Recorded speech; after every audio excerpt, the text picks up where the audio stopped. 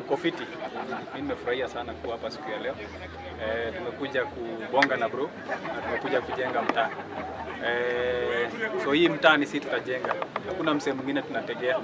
Ati kuna msee sijui atatoka wapi, sijui alipatiwa kura, sijui atafanya nini, sijui ama atapewa kura, kama alishapewa. So si lazima, sisi wenyewe ndio tunajenga mtaa.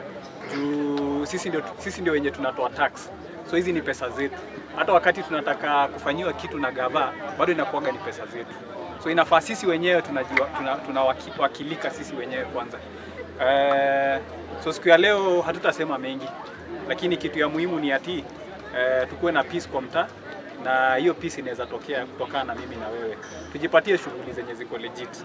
It is very expensive kufanya vitu ambazo, kufanya crime, kwa sababu unaweza ukashikwa bado hata inaweza kosa kuivana hiyo crime ulikuwa unajaribu kufanya, inaweza fail, unaweza pigwa risasi, kuna vitu mingi zinaweza fanyika. Lakini tukiwa na peace, ukifanya vitu legit, biashara ni kawaida. Kuna vile unaweza angukia siku nyingine, kuna siku unaweza kosa, lakini at least maisha yako haiko at risk. Alafu pia at least hizi game tunacheza pia zinasaidia kwa upande wa apart from peace, apart from kutoa crime, pia inatusaidia angalau tunaondokea story na drugs.